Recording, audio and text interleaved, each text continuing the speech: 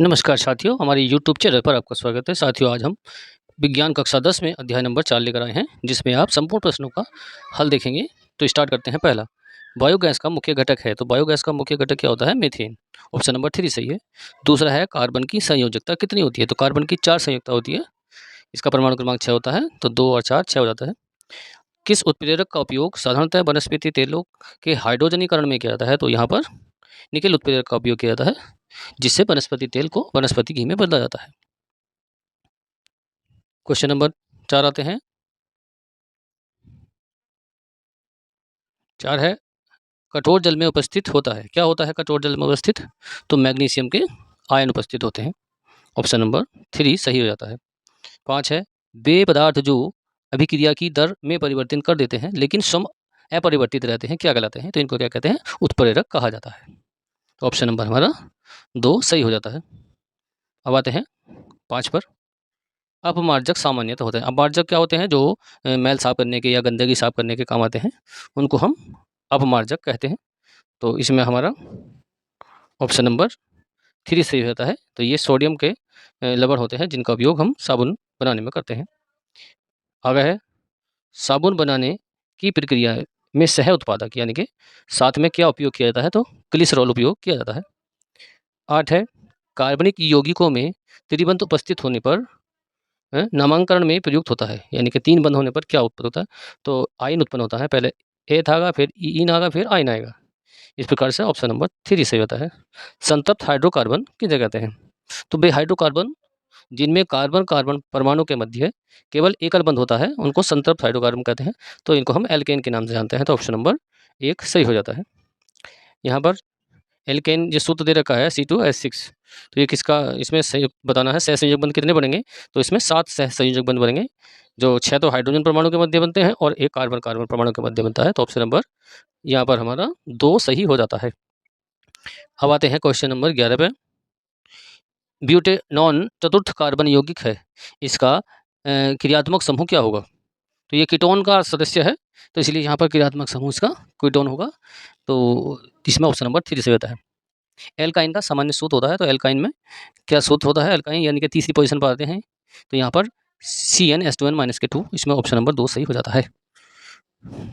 Next आते हैं question number 13 पर।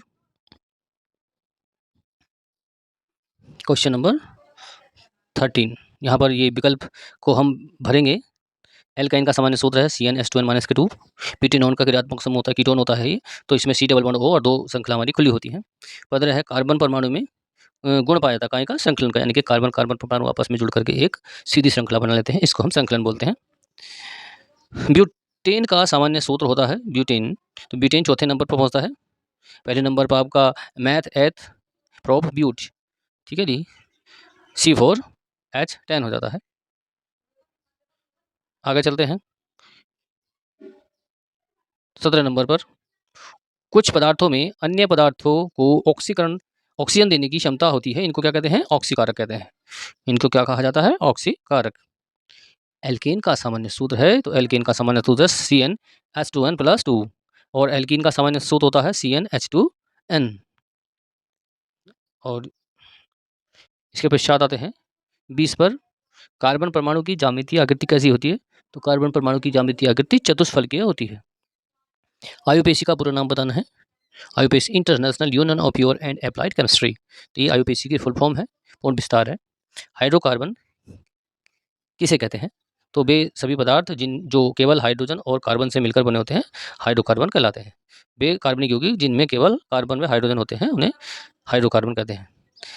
CH4 यानी कि मीथेन का उपयोग है। मीथेन जो है, मीथेन गैस का मुख्य रूप से बायोगैस और CNG बनाने में किया जाता है।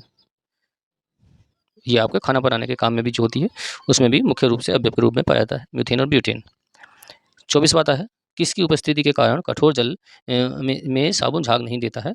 तो किसकी उपस्थिति के कारण देता है? मैग्नीशियम लवणों के, कैल्शियम तथा मैग्नीशियम लवणों के कारण झाग नहीं देता है। क्वेश्चन नंबर आता है 25। कार्बन श्रृंखलाएं कितने प्रकार की होती है? कार्बन श्रृंखला 3 प्रकार की होती है।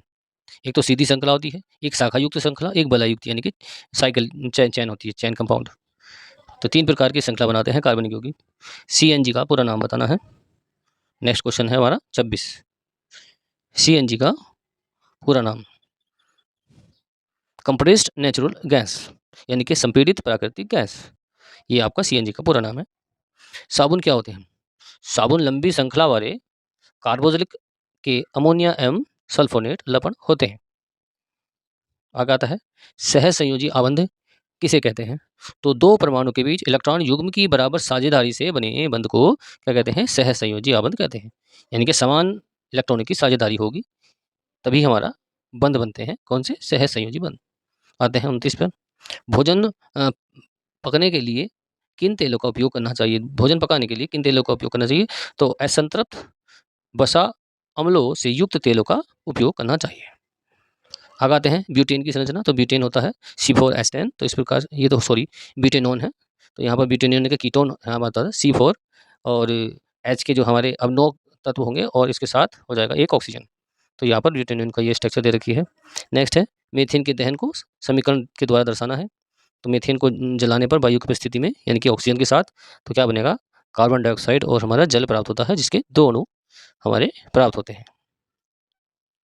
अब आते हैं अगले क्वेश्चन पर। क्वेश्चन नंबर हमारा 32। कार्बन डाइऑक्साइड का इलेक्ट्रॉनिक बिंदु संरचना बनाना है। यहाँ पर कार्बन यानी कि CO2 एक कार्बन से 2 ऑक्सीजन जुड़ रहे हैं। ऑक्सीजन की जो अंतिम कक्षा में 2 इलेक्ट्रॉन होते हैं और कार्बन की जो संयुक्त होती है 4 होती है, तो 2-2 इलेक्ट्रॉन परस्पर साझा कर लेते हैं। इस प्रकार से कार्बन कार्बन और ऑक्सीजन के मध्य जो होता है ये 2-2 बॉन्ड बन जाते हैं। नेक्स्ट है मीथेन की बिंदु संरचना लिखिए। तो मीथेन CH4 होता है। तो एक एक हाइड्रोजन चारों संयुक्तों से जुड़ जाता है और मीथेन की संरचना बना लेता है। नेक्स्ट आते हैं निम्नलिखित अणुओं की संरचना बनानी है। तो इसमें हाइड्रोजन, क्लोरीन, नाइट्रोजन, ऑक्सीजन। तो इस प्रकार से ये सहसंयोजी बंध बना लेते हैं।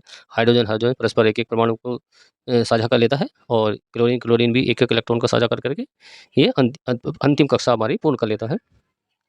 नेक्स्ट आते हैं नाइट्रोजन। हमारा नाइट्रोजन की अंतिम कक्षा में 5 इलेक्ट्रॉन होते हैं, तो 3-3 परमाणु की आवश्यकता होती है, इसलिए इनके मध्य 3 बॉन्ड बनता है, ट्रिपल बॉन्ड बनता है। ऑक्सीजन की 2 कक्षा यहाँ पर। अब बेंजीन का संरचना सूत्र बनाना है। तो बेंजीन क्या होता है? C6H6। तो यहाँ पर कार्बन कार्बन परमाणु मिलकर के परस्पर एक श्रृंखला के रूप में जुड़ते हैं और चक्र श्रृंखला बनाते हैं और एकांतर क्रम में सिंगल और डबल बॉन्ड हमारा प्राप्त होता है। इस प्रकार से ये बेंजीन की संरचना हो गई। आगे चलते हैं निम्नलिखित की बिंदु संरचना बनानी है। तो ये कुछ तत्व दे रखे हैं, इनकी आप संरचना को देख लेंगे। जैसे कि हमारा C2H6 है, इसके बाद C2H4 है, यहाँ पर कार्बन के 2 परमाणु हैं, ये परस्पर हाइड्रोजन के साथ जुड़ जाते हैं। इसके पश्चात आते हैं अब C2H2 पर। इसको आप स्ट्रक्चर देखेंगे, कार्बन के 2 परमाणु हैं परस्पर ट्रिपल बॉन्ड के साथ। अब आता है मिशेल के अणु की संरचना। तो मिशेल है ये, जो आप पाठ में पढ़ेंगे तो मैल साफ करने की क्रिया में आप इसको पढ़ेंगे। इसमें पूंछ किसी मैल के कण पर इस प्रकार से जुड़ जाती है और उसको ऊपर पृष्ठ पर खींच लेती है, पानी के पृष्ठ पर खींच लेती है। शीर्ष बाहर की ओर होगा और पूंछ जो इसका वो मैल पर जुड़ जाएगा। इस प्रकार से ये सफाई जो कपड़ा है साफ करने के काम आता है, जिसको हम मिशेल बोलते हैं। आगे चलते हैं एस्टरीकरण अभिक्रिया किसे कहते हैं तथा एस्टर निर्माण विधि का नामांकित चित्र बनाना है। तो एथेनोइक अम्ल किसी अम्ल उत्प्रेरक की उपस्थिति में एथेनॉल से अभिक्रिया करके एस्टर बनाता है। इस अभिक्रिया को एस्टरीकरण अभिक्रिया कहते हैं। तो इसका चित्र हम देखेंगे। इसका चित्र इस प्रकार है। एक बीकर में जो मिश्रण लेंगे और उसको गर्म करके हम निम्नलिखित चित्र के माध्यम से उसको प्रदर्शित किया जाएगा। इसका चित्र का अभ्यास आप कर लेंगे ध्यानपूर्वक। इसके पश्चात अगला क्वेश्चन पर आ जाते हैं। निम्नलिखित की संरचना बनानी है हीरे की और ग्रेफाइट की। दोनों ही कार्बन के अपर रूप है। हीरा अधिक कठोर होता है और कार्बन का स्ट्रक्चर के आधार पर ग्रेफाइट बहुत ही मुलायम हो जाता है। केवल दोनों में संरचना का अंतर है। दोनों की संरचना आप विशेष प्रकार से देख लेंगे और इसका अभ्यास कर लेंगे। इसके पश्चात ये ग्रेफाइट की संरचना है। केवल संरचना का अंतर है, बाकी दोनों ही कार्बन के बने होते हैं। ये हीरे की संरचना है, देखो किस टाइप से है, और ये ग्रेफाइट की संरचना है। दोनों में कितना अंतर है दोनों ही कार्बन। आगे आ जाते हैं साबुन और अपमार्जक में अंतर बताना है। बहुत मोस्ट प्रश्न है। साबुन यह लंबी श्रृंखला वाले कार्बोक्सिलिक अम्लों के सोडियम तथा पोटेशियम लवण होते हैं और अपमार्जक क्या होते हैं? ये लंबी श्रृंखला वाले सल्फोनिक अमोनिया लवण होते हैं। नंबर 2 है यह क्षारीय प्रकृति का होता है इसमें क्या होता है, दूसरा नंबर यह उदासीन प्रकृति का होता है, और तीसरा है यह कठोर जल में कार्य नहीं करता और जो हमारी जगह कठोर जल में भी कार्य कर लेता है। इसके बाद आ जाते हैं क्वेश्चन नंबर 41, सजातीय श्रेणी क्या होते हैं? यानी कि एक जैसे सदस्य को हम सजातीय बोलते हैं, जिसमें इसकी डेफिनेशन देखेंगे।